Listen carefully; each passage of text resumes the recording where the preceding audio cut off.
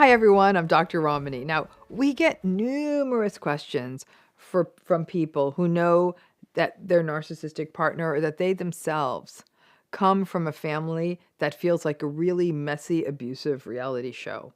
They're talking about double lives, triple lives, infidelity, addiction, verbal abuse, rage. The question that has come up repeatedly, though, is whether coming from chaos may somehow be genetic. And then the further question is whether narcissism itself is genetic. And then the fear that they're either going to justify this behavior in a partner that comes from this kind of a family system, or fearing that coming from this kind of family system means that you will become like this. So please drop a comment. What do you think? Do you think that coming from chaotic family systems just begets more narcissism? Do you think narcissism is genetic? Do you think everyone who comes from one of these family systems is doomed to become narcissistic? Now, people sometimes wonder if a person's family is like this, pure chaos and just lots of lies, deceit, you name it, doesn't it just follow that this is genetic? If a person's parent or parents or other family members are narcissistic, that these patterns might be observed in grandparents or aunts and uncles or siblings, then doesn't that just argue that all of this is genetic? We don't know, but probably not. A lot of what comprises narcissistic behavior and narcissistic beliefs is a byproduct of observation and learning and being immersed in behavioral patterns that may not be normative, but may be seen or observed in many family members in a particular family. Most people do what they see, or I shouldn't say most, many people do what they see, but not all of us do, thank goodness, right? The genetic evidence on psychopathy, that's a bit more convincing than what we see for other personality issues. But even in psychopathy, the thing that's being sort of genetically inherited isn't the psychopathy per se, but the ingredients of the psychopathy, the dysregulation, the impulsivity, perhaps the lack of empathy, perhaps issues related to mirror neurons. This is all an evolving field, but it's not like, ooh, there's a psychopathy gene, right?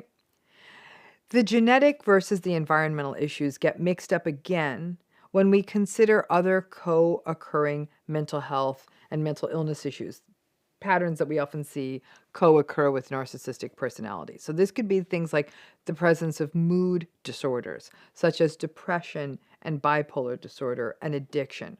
Now, those patterns, mood disorders and addiction, those have all been shown to be heritable.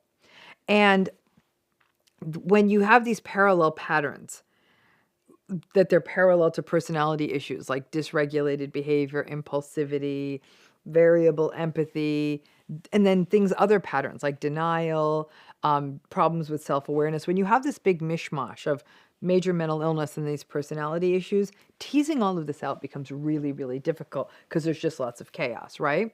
So the really, really difficult and challenging piece, and this may apply to more than a few of you, is that you come from a family in which deviant, dysregulated, antagonistic, just plain chaotic patterns were happening all around you and harming you.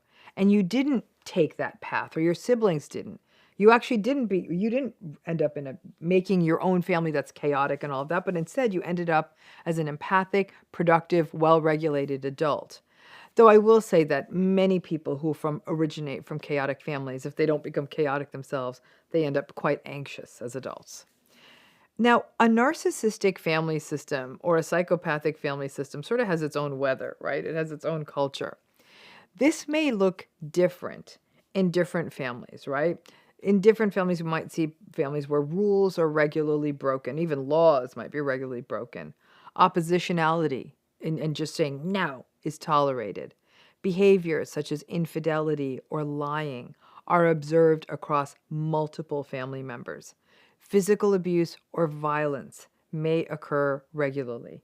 Substance use is present in multiple family members. Domestic violence is observed. Manipulative, sort of ragey behavior is excused. These systems, these narcissistic family systems get to keep working because the people with the antagonistic patterns hold most of the power in the system, and for no other reason usually but fear. Some people walk on eggshells and others enable it, saying things like, well, families stick together, family is family, family loyalty, that sort of thing. Survival in these kinds of antagonistic family cultures often comes through escape, but also by building resilience in whatever way you can, going to therapy, setting boundaries. But family cultures like this often try to pull people back into them.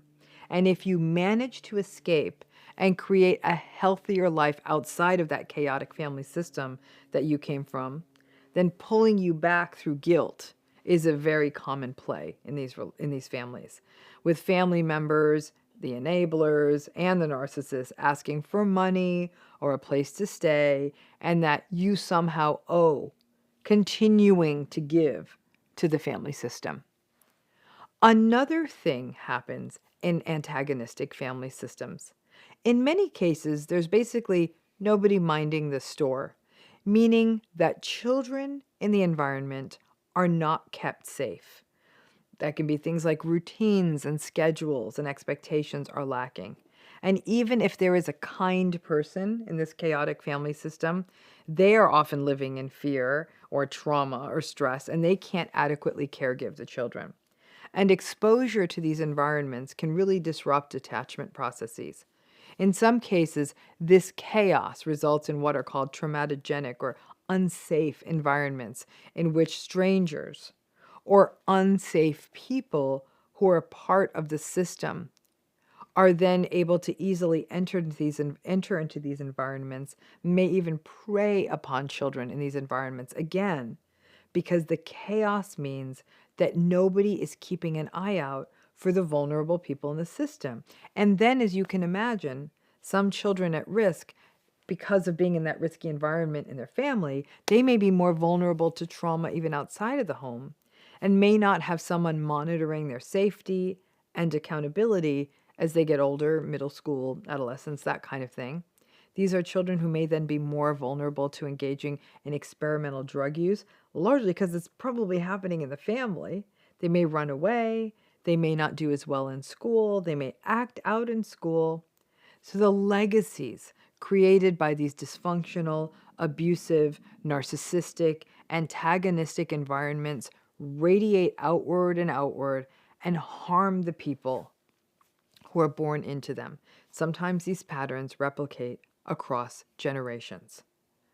When we are exposed to anything, rage, dishonesty, betrayal, observing or experiencing various forms of abuse, substance use, some people become what's called habituated to it. What I'm basically saying is that basically people almost become accustomed to seeing these things and then may not even take as much notice of it when it happens in other places. It's almost like an acculturation process, right? For example, if they see this kind of behavior in relationships or workplaces, and there's a danger to getting habituated or accustomed to these patterns. Many people who are from ragey, abusive families have said, the yelling and the abuse was normative in my family. It wasn't okay, but it also meant that when I got into adulthood, I didn't notice that kind of ragey behavior as much when I entered other relationships. Yes, some people say they're more sensitive to it, but a lot of people say, I'm not noticing it as much. I was once chatting with a friend of mine, and she happened to be dating a ragey narcissist.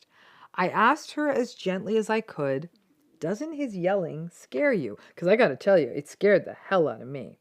And she said, I know he yells, but he isn't yelling at me. And I grew up with a father who was way more rageful and yelling. And I knew my dad loved me. And so yelling doesn't put me off. I thought it was actually a very interesting justification. I got to tell you, I still worry about her. I'd love to hear it from you. Drop a comment. Did you grow up with a narcissistic family member? And did the abuse in the family become so normative that you didn't notice it as much when it happened in other relationships? Keep in mind, for some of you, It might mean you notice it more. I'm somebody who does not do well. When somebody's yelling and screaming, I actually tend to sort of shake like a feather. Now, however, there's another side to this. Our nervous systems don't like yelling and fear and violence and anger happening around us, which is why in people who grew up in these systems, there is sort of a permanent eggshell walking.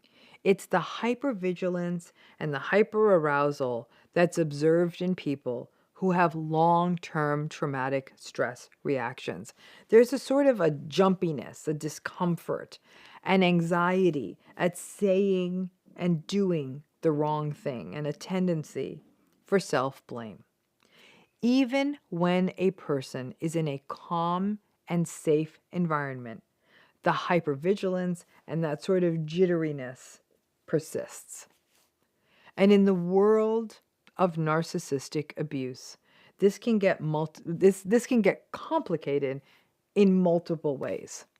For people who may get into a relationship with someone who is narcissistically or psychopathically abusive in adulthood, and they come to find out that the toxic person they are in a relationship with came from one of these adverse and chaotic environments, the tendency is to want to save them, rescue them, help them, make justifications, not want to punish them for their difficult backstory. That's understandable. It's compassionate, it's empathic, and it often doesn't work. Sadly, we do need to make decisions about people on the basis of their behavior, their present behavior. You can't be the therapist to someone that you are in a relationship with. Justifying and waiting for change is more likely to result in more harm to you. If you came from a family like this and aren't like this, but still struggle with anxiety, attachment, and feeling not good enough, then you do often carry a greater vulnerability to trauma bonding and getting into a relationship that replicates these cycles again. Understanding these kinds of risk factors and your history is essential. That's why it's so important to pace relationships really slowly. Give yourself time to adjust, to get to know yourself, to value yourself. And then on top of that, self-compassion becomes absolutely essential. And finally, a point for everyone to remember. While our families obviously have in many ways shaped us developmentally, they don't define us. There are people who emerge from systems like this with some real core wounds and with rich empathic hearts. Simply being from a psychopathic or a narcissistic or a chaotic or an antagonistic family system absolutely does not mean that all hope is lost. We can't justify bad behavior in present time on the behalf of that family of origin issue, but we also can't, wouldn't reject people out of hand on this behalf. That history doesn't damn everyone. Adult behavior is the adult's responsibility. Our histories create vulnerabilities, but they are not excuses for bad behavior. So if this video resonated with you and you liked it, give it that thumbs up, and please don't forget to subscribe to this channel so you can keep up with our daily videos on narcissism, stay educated on narcissism, and all of the latest developments on narcissism and narcissistic abuse. Thanks again.